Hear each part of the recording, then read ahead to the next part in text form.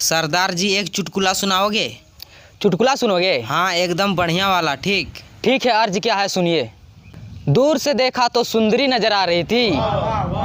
अरे दूर से देखा तो सुंदरी नजर आ रही थी, साला पास जाकर देखा तो गैया पूंछ हिला रही थी।